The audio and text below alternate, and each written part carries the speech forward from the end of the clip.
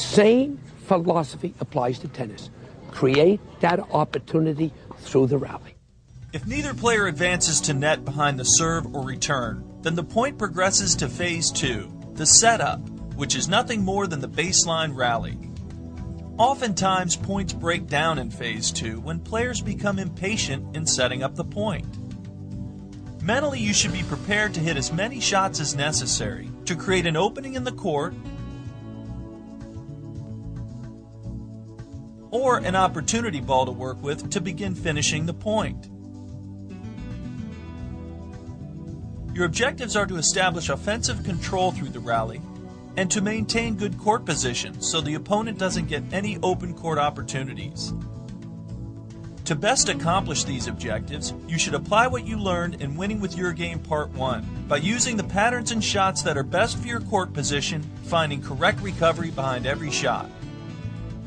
Now with your big ground strokes, are you beginning to add a little something to your game, even though you don't feel that the volley is your game? Are you starting to? Yeah, I'm starting to, already before I hit my big shot, it's like I know I'm going to hit it there, so the guy is going to be hopefully in defense, so I would like to try to come in still, but I think I'm still too slow coming in. I don't think it's my volley that's bad. I just get caught either right at the service line or even behind the service line. So the things that I have to learn how to try to do is hit the ball and sprint forward and then do the split steps and then be ready. What about knowing you're going to come in before you get to the ball, Tommy, so that your momentum's going forward? Yeah, I think about that before now.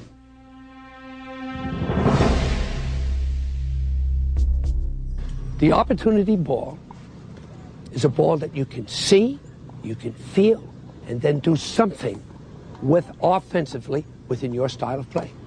The whole purpose of your work in the rally was to create the opportunity ball, which is phase 3.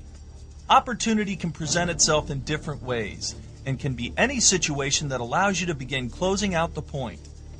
The most commonly recognizable opportunity is the short ball.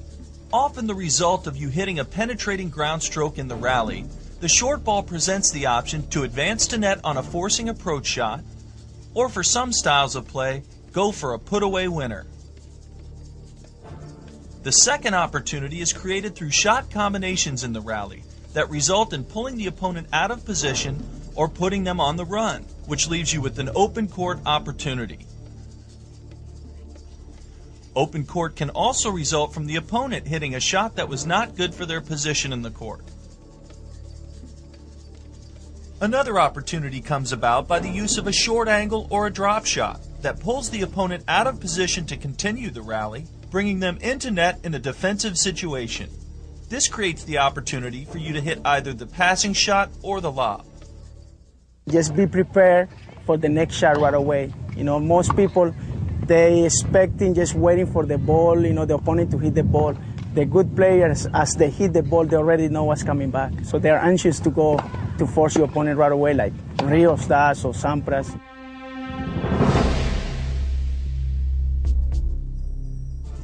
The choices that are made in phase 3 with the opportunity ball set the stage for what occurs in phase 4, the finish of the point.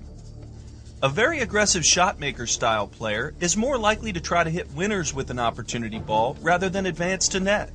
Other styles of play will prefer to approach net on the opportunity ball, putting the pressure on the opponent to hit a winning passing shot or lob, make a forced error, or produce a shot that can be put away with a volley or an overhead.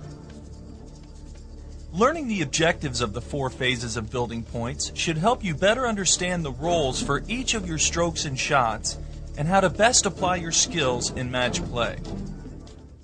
Do you go into battle with your game plan, or do you try to change it, or you just go in and say, I can do this, or do you go in and say, I know what they do and I'm going to play according to that? What do you do, Tommy? Pretty much everybody's game, so the thing is that I try to do is to go out in the game, in the court and just play my game. If it works at the beginning, I just continue as doing it. If the guy is just playing way too good, or he has a game plan that I'm not aware of, then I have to try to change mine. Just keeping the ball and play longer, or play some slides coming in, but usually I just stick to my game.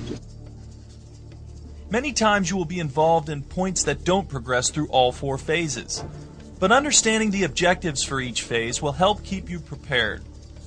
Some styles of play have a way of eliminating certain phases of a point. For example, if you serve and volley, there will be no setup portion or rally involved in the point. That is an example of using a tactic to alter the flow of a point in efforts to put immediate pressure on the opponent. The length of points will vary based on styles of play, the tactics and strategy that are used, how many shots it takes to create an opportunity ball, your ability to finish points, as well as the court surface you're playing on. Another aspect that determines the length of a point is when the building process breaks down as the result of an error.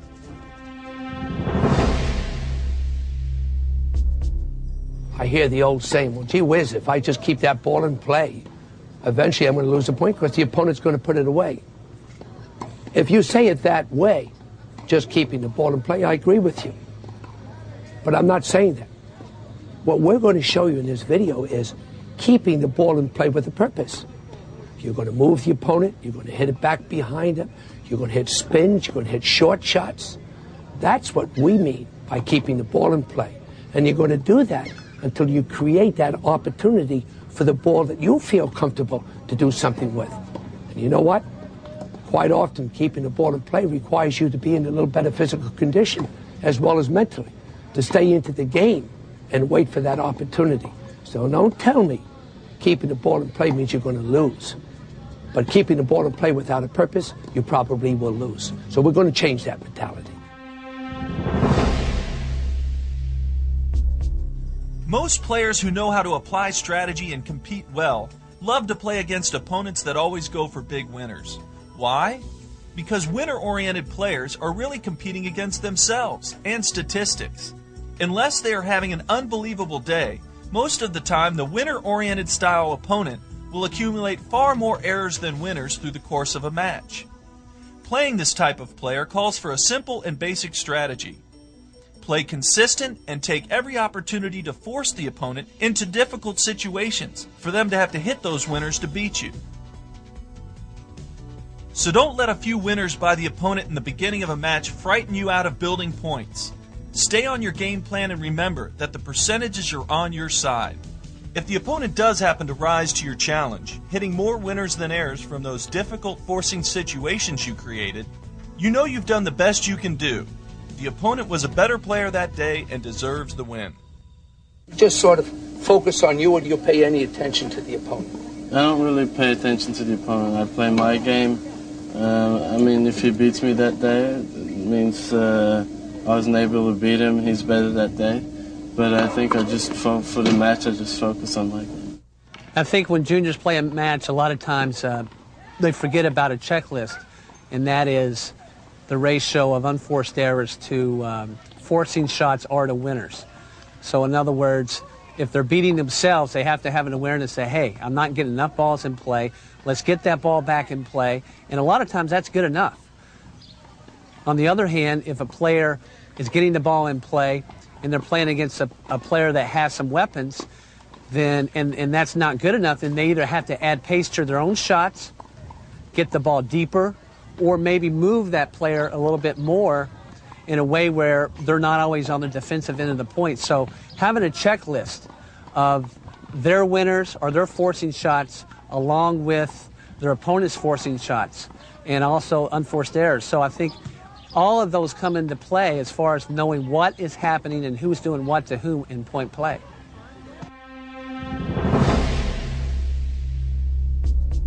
Well, I think first of all, it's a matter of the coach taking a look and see what characteristics are that they already have genetically built in. If they're big and strong, then we might push them more towards all-court players.